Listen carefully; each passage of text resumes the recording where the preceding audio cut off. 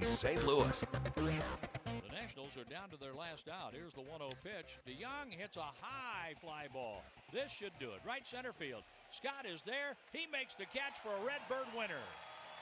Light up the night in downtown St. Louis. The Cardinals win the series 2-1 and win this game 8-1. Good win for the Cardinals tonight. Good pitching performance from Miles Michaelis. Cardinals take 2 of 3 from Washington, and they win tonight by an 8-1 score. Welcome in. This is the Extra Innings Show here on KMOX. It is great to have you with us tonight after a Cardinals victory. The Extra Innings Show is being presented by Graybar. Graybar is your distributor for electrical and datacom needs. If you want to join the program, multiple ways to get connected. You can call or text 314-436-7900, 314-436-7900. You can tweet at me, at Matt Pauley on air, MattPauley on air. Or you can just leave a message in the video chat if you are watching on Facebook, Twitter, or YouTube. Just go ahead and leave a chat or leave a message in the chat, and we will see that as we take you through the evening after a good win for the Cardinals tonight. Again, they knock off Washington by an 8-1 score. The big story here, obviously, is Miles Michaelis, and there's two parts to the story. The right now part of the story, which is he was really good tonight. He was really good tonight, and you're happy for him. You're happy for the team. A lot of good things. If you can get some version of this Miles Michaelis from now to the end of the season, you'll take it, and you're going to win a bunch of games as a result of it. So that's the first part of the story. The second part of the story is, can he continue this?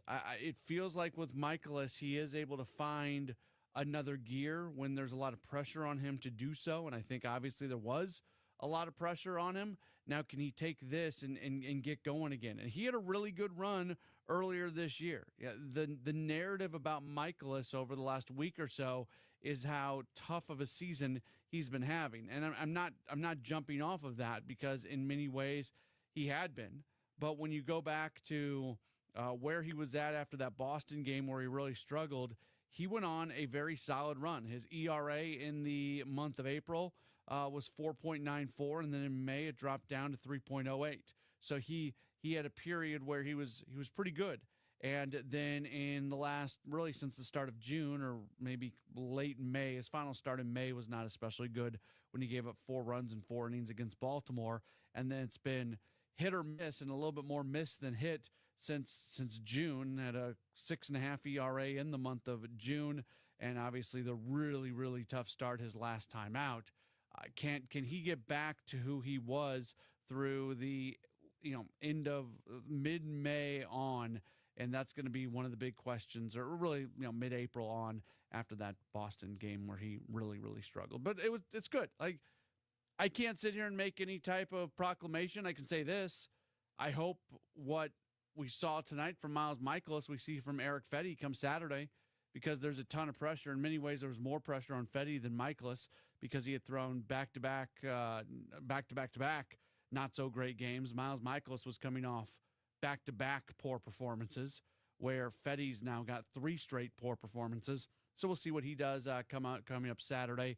And then the team can get to the All-Star break, and they can kind of reassess and reset and do all those sort of things from there. But definitely good to see what he did. And then offensively, you got pitching. You also got hitting. 8 runs on 10 hits today for the Cardinals. Nice day for Mason Wynn.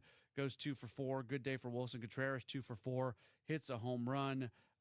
Hitting with runners in scoring position, they go 4 for 10. You'll take that as well. So all in all, this was a good night for the Cardinals as they knock off Washington by an 8-1 score. Again, if you want to get in here, you can do so by calling or texting 314-436-7900, 314-436-7900. You can tweet at me, at Matt Pauley on air, or you can leave a message in the video chat for those of you who are watching us online. Let's grab some of the text messages that have started to come in. From the 618 says, I'm so happy for Miles Michaelis. Excellent job. From the 573 says, that's a really nice win and a nice bounce back start for Miles, but why take him out when he needed just one more out for a quality start? I could tell you, if as a manager you're worried about getting the final out in the 6th inning so you can get a quality start, that's not something that you make decisions based off of. It's just not. Do you yeah, it's fun for us to talk about, but it's not that getting that final out of the 6th inning is certainly not something that motivates a manager to make a decision in one direction or another. He had just walked James Wood. You get him out. You get him out in that situation. At that point, it's a 2-0 game, so you have the potential tying run coming up to the plate. The correct decision was made on when they took him out of the game. And as a fan, you might be worried about him getting the quality start. That was the last thing that anybody in that dugout was thinking about. Text message from Teresa says, "What a difference a good solid what a difference good solid pitching makes. So happy and proud for Michaelis and his catcher Pozo and all the guys. Great pitching throughout the game. Said the guys were awesome with their offense as well. Wonderful job all around." Again, that was from Teresa. Yeah, I think a lot of people are feeling pretty good about this one tonight. And again, the more important thing here is the fact that they take 2 out of 3. So you wanted to have a winning homestand, and this is the first step to doing that. You win 2 out of 3 here against Washington, and now you try to at least win 2 out of 3 against Atlanta. You go 4 out of 6 potentially. Maybe you go 5 out of 6 if you can have a ton of success against Atlanta. You take some momentum into the All-Star break, and you're right there in the playoff race. When you look at where this team is at right now, from a divisional standpoint, they're 5.5 games back of the first place Cubs. Not insurmountable, but it's not nothing. They are 3.5 games back of the second place Brewers. But with this win today, they get a little bit closer in the wild card race. They are tied with the San Diego Padres, and they are 1 game back of the San Francisco Giants for that final wild card spot in the National League. Cardinals get the win against Washington. Final score 8-1. We will take a break. Have more coming up in just a moment. Again, if you want to join us, you can do so by calling, texting, tweeting. Call or text 314-436-7900. Tweet at me at Matt Pauley on air, or just leave a message in the chat, and we'll get to those coming up in just a moment. It's the Extra Innings Show on KMOX. Hey guys, Glover here for my friend. You know Gray Bar for electrical parts. But there's one more thing you may not be thinking of us for that can help maximize your next project's total value. Our pre-project planning services are designed to help you win the bid, save on labor costs, and keep your installers productive across your entire build. The sooner you call us, the better. Because when we're there from the beginning, we can anticipate your needs and help you solve problems before they become problems. Yep, Gray Bar does that. Hey guys, Glover here for my friends at Zero Res. Celebrate National Carpet Cleaning Month with Zero Res and purchase 3 rooms of carpet cleaned. Get 1 free room plus $50 off your air duct services. You can book online at ZeroResSTL.com and take advantage of the savings. So they were just out at my house about a month ago, and they've been out half a dozen times over the years. But I'm always impressed. They are punctual, they are professional, they are compassionate, they are courteous. They work their tails off, and they just flat out get your carpets, your upholstery, your air ducts as clean as the day they brought them in. It's St. Louis. It's the dog days of summer. Those carpets are going to be getting gamey. Maybe you dropped some toasted ravioli in there, some barbecue, whatever it is you put into them, we can get that back out. 314-474-2020 or ZeroResSTL.com. Spell it forward, spell it backwards. It's always the same, Zero Res. Now, back to the Verizon Extra Innings Show. Back at it as we roll on here on KMOX. It is the Extra Innings Show. If you want to get in here, you can do so by calling, texting, tweeting, or leaving a message in the chat. 314-436-7900, 314-436-7900. That's how you call or text. Tweet at me at Matt Pauley on air, MattPauley on air, or you can leave a message on the video chat. We are being presented by Gray Bar. Gray Bar is your distributor for electrical and datacom needs. Justine sending in a message asking, does John King need to be sent to Memphis? King has struggled here recently. I got to look. I should have looked this up. I saw this message come in. I'm not sure of John King's Memphis, of his options that he has available. But that being said, I think they're pretty comfortable with John King. I think his track record is one that that he is going to be part of this team here moving forward, and they like his profile and they like what he's able to do. The numbers are what the numbers are.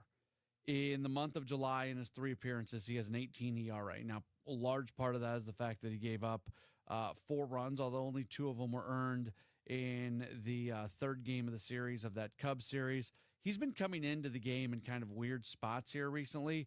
He had been doing a nice job at the end of June. Through the end of June, he had only given up a run in one of his final 4 appearances in the month of June. He's kind of streaky. He goes through these periods where he's given up a bunch of runs, and then he comes back and goes a while without it. And that's the nature of pitch-to-contact guys, which is what we talked about a lot on yesterday's show, so I don't want to rehash that conversation completely. But it is, that's what you get, and I think they're comfortable with John King, even with the numbers that he's putting up, which, again, runs in each of the last 3 outings. In the month of July, 3 innings pitched, 8 runs, 6 earned on 8 hits, 1 strikeout, and 2 walks. Obviously, that is not great. Let's go to the phones. Carol has given us a call. Hey, Carol, you're on the Extra Innings Show.